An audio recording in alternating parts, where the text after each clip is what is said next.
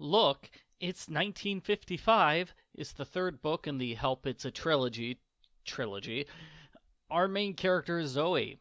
She's unhappy she has to watch an old black and white movie for school. Carrie and Riley, from the last two books, think the best way to get Zoe into the old-timey movie spirit is to visit Hollywood Studios in Disney World. At the Tower of Terror, Zoe loses her grandmother's earring. A cast member named Mary finds it. She forces Zoe into a secret elevator, which takes Zoe back in time to Hollywood in the year 1955. Zoe is quickly mobbed by a crowd of people that think she's an actress named Stella. They all want autographs. Zoe is rescued by Stella's publicist, Fanny. Fanny mistakes her for the real Stella and drags her to a movie set. Zoe sees the real Stella looks just like her. They could be twins. She has no idea how that's possible, and she's further confused when she realizes that she's in 1955. Can you imagine being alive in the 1900s?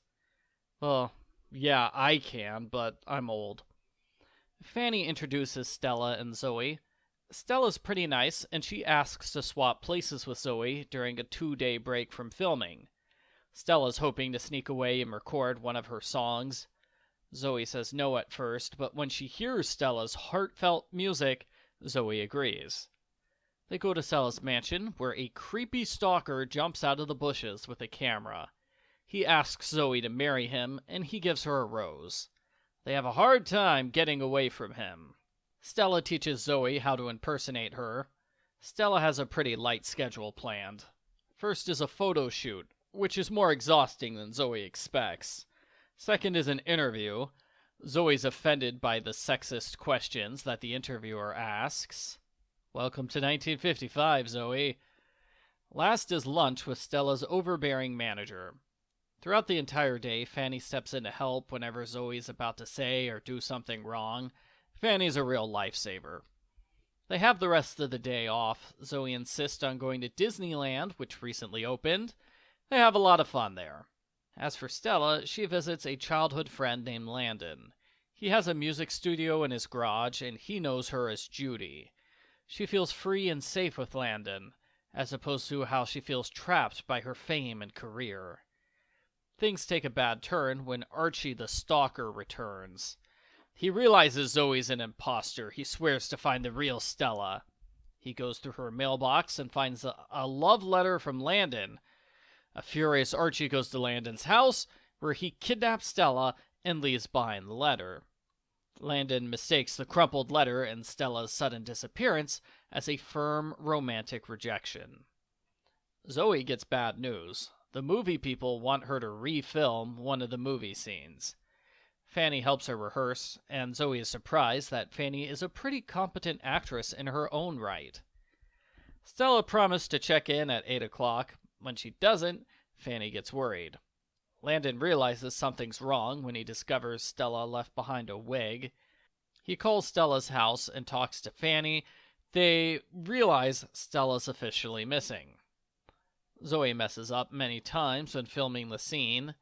It doesn't help that they changed the end of the scene without telling her. They added a part where the male lead gives her a rose. This reminds Zoe of Archie the stalker. She goes to Archie's house disguised as a grandmother. She tries to rescue Stella, who is locked in the basement. Archie decides to capture them both. On their own, Fanny and Landon realize Archie is the kidnapper. They have a harder time finding his address. They launch a successful rescue mission. While Landon wrestles with Archie, Stella calls the police. Archie is arrested, and Landon apologizes for doubting Stella. They confess their love for each other, and he proposes. Aww. When Zoe hears Stella's real name, she realizes that Stella is her grandmother.